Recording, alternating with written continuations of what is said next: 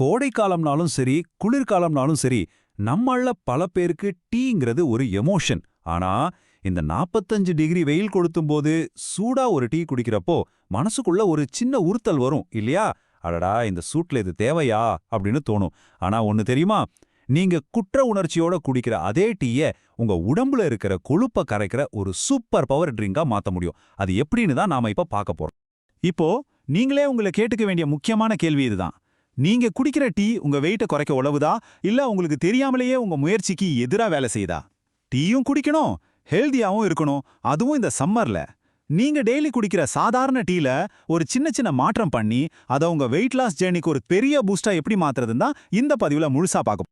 சரி, நம்ம என்னெல்லாம் பார்க்க போறோம்னா, முதல்ல சம்மர் டீல என்ன பிரச்சனை, அதுக்கு என்ன ஒரு கூலான தீர்வு, அப்புறம் அதுக்கு தேவையான 3 மேஜிக் பொருட்கள் அது எப்படி வேலை செய்யுதுன்னு பார்த்துட்டு கடைசியா ஒரு சூப்பரான ஐஸ் டீ ரெசிபியோட முடிக்க போறோம். வாங்க ஆரம்பிக்கலாம். முதல்ல இந்த கோடைக்கால டீ, இதுல என்னதான் பிரச்சனை, இத சுத்தி என்னென்ன கட்டுக்கதைகள் இருக்குன்னு பார்க்கலாம். யோசிச்சு பாருங்க, வெளியில டெம்பரேச்சர் 45 டிகிரி இருக்கு, நம்ம உடம்பே அனலா கொதிக்குது. அந்த நேரத்துல இயற்கையாவே சூடான ஒரு பானமான டீயை குடிச்சா உடம்பு இன்னும் சூடாயிடுமோங்கிற ஒரு பயம் வர்றது ரொம்ப இயல்பு தானே. இங்க தான் ஒரு பெரிய ட்விஸ்டே இருக்கு. பொதுவா வெயிட் லாஸ்க்காக டீ குடிக்கிறவங்க என்ன பண்ணுவாங்க? இஞ்சி, பட்டை, மிளகுன்னு சேர்ப்பாங்க. அது நல்லதுதான். ஆனா எப்போ தெரியுமா? குளிர்காலத்துல. ஏன்னா இந்த பொருட்கள் எல்லாமே உடம்புக்கு உஷ்ணத்தை கொடுக்கக்கூடியது. ஏற்கனவே டீ சூடு, இதுல இந்த பொருட்களும் சூடு. கோடை காலத்துல இது ரெண்டும் சேரும்போது உங்க உடம்புக்கு அது நல்லது செய்யாது. இதுதான் நிறைய பேர் மிஸ் பண்ற முக்கியமான பாயிண்ட். அப்போ இதுக்கு என்னதான் தீர்வு? ரொம்ப ரொம்ப சிம்பிள். சூடான பொருட்களுக்கு பதிலா உடலுக்கு குளிர்ச்சி தரக்கூடிய, ஆனா அதே சமயம் கொழுப்ப கரைக்கிற பவர் உள்ள பொருட்களை நம்ம பயன்படுத்த போறோம். இதுதான் அந்த சீக்ரெட். ஆனா அந்த சீக்ரெட்டை பார்க்கறதுக்கு முன்னாடி 2 கோல்டன் ரூல்ஸ் இருக்கு. இதை நம்ம கண்டிப்பா ஃபாலோ பண்ணியே ஆகணும். ரூல் நம்பர் 1, டீயை பால் சர்க்கரை இல்லாம பிளாக் டீயா தான் குடிக்கணும். ரூல் நம்பர் 2, ஒரு நாளைக்கு 2 கப், ரொம்ப அதிகபட்சமா போனா 3 கப், அதுக்கு மேல வேண்டாம். ஞாபகம் வச்சுக்கோங்க, அமிர்தமே ஆனாலும் அளவோட இருக்கணும் இல்லையா? சரி, இப்போ அந்த மேஜிக்கை செய்ய போற நம்ம எல்லாருடைய கிச்சன்லயும் சுலபமா கிடைக்கிற அந்த 3 சிம்பிளான ஆனா ரொம்ப பவர்ஃபுல்லான குளிர்ச்சியான பொருட்கள் என்னென்னு பார்க்கலாமா? நம்ம லிஸ்ட்ல முதல் ஹீரோ புதினா. புதினா உடம்புக்கு குளிர்ச்சின்னு நம்ம எல்லாருக்குமே தெரியும். ஆனா இது ஒரு பவர்ஃபுல்லான ஃபேட் பர்னர்னு நம்மள எத்தனை பேருக்கு தெரியும்? புதினாவோட அந்த ஃப்ரெஷ்ஷான வாசனை இருக்கே, அதுவே நம்ம பசியை தூண்டுற ஹார்மோன்ஸை கண்ட்ரோல் பண்ணிடும். தேவையில்லாம நொறுக்கு தீனி சாப்பிடணுங்கிற ஆசையே இது குறைக்கும். ஆயுர்வேத படி சொன்னா இது நம்ம உடம்புல இருக்கிற பித்தத்தை, அதாவது உடல் சூட்டை பேலன்ஸ் பண்ணும். அதனால புதினா டீ உங்களை கூலா வச்சுக்கிறது மட்டும் இல்லாம உங்க டைஜஷனை இம்ப்ரூவ் பண்ணி வெயிட் லாஸ்க்கு ஒரு சூப்பர் சப்போர்ட்டா இருக்கும். நம்மளோட 2வது ஹீரோ சோம்பு. நம்ம சாப்பிட்டு முடிச்சதும் செரிமானத்துக்காக கொஞ்சம் சோம்பு சாப்பிடுற பழக்கம் நம்ம கிட்ட இருக்கு. ஆனா அதையும் தாண்டி இதுல எக்கச்சக்க நன்மைகள் இருக்கு. ஆயுர்வேதத்துல சோம்புக்கு தீபன பாச்சன்னு ஒரு பேர் இருக்கு. சிம்பிளா சொல்லணும்னா நம்ம செரிமான சக்தியை நல்லா தூண்டி விட்டு சாப்பிட்டதை சரியா ஜீரணிக்க வைக்கும். இதுல அனத்தோல்னு ஒரு காம்பவுண்ட் இருக்கு. அதுதான் அடிக்கடி பசி எடுக்கிற அந்த உணர்வை கட்டுப்படுத்துது. ரொம்ப முக்கியமா இதுவும் உடம்புக்கு குளிர்ச்சி தரக்கூடிய ஒரு பொருள். அடுத்து நம்ம லிஸ்ட்ல 3வதா வர்றது ஏலக்காய். டீல ஏலக்காய் போடுறது வெறும் வாசனைக்குன்னு மட்டும் நினைக்காதீங்க.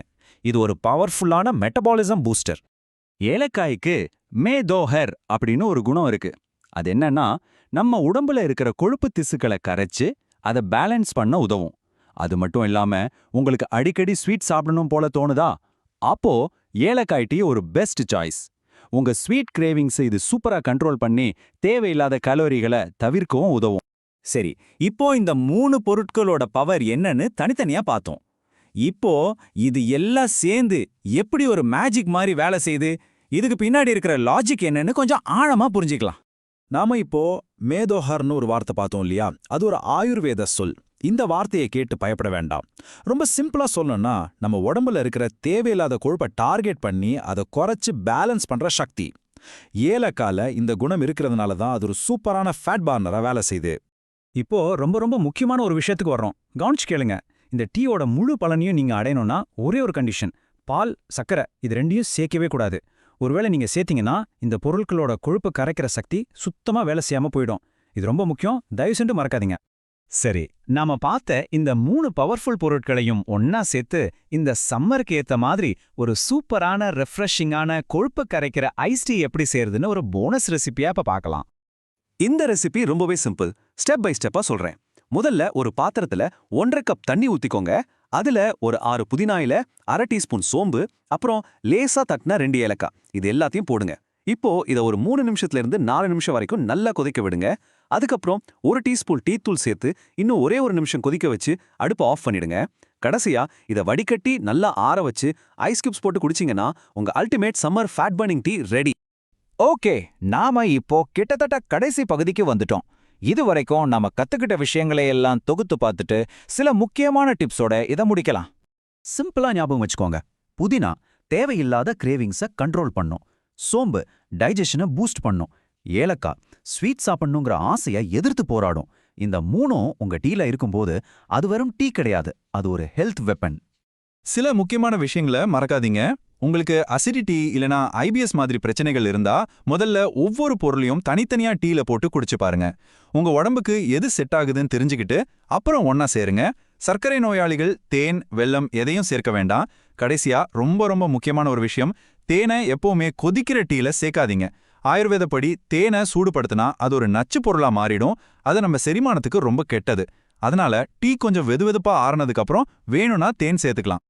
அதனால இனிமே டீய ஒரு சாதாரண பழக்கமா மட்டும் பார்க்காதீங்க. இந்த சின்ன சின்ன மாற்றங்களை செஞ்சு உங்க டீ டைமை ஒரு ஹெல்த்தியான ஃபேட் பர்னிங் நேரமா மாத்துங்க. இனிமேல் சும்மா டீ குடிக்காதீங்க, புத்திசாலித்தனமா குடிங்க, ஆரோக்கியமா வாழுங்க.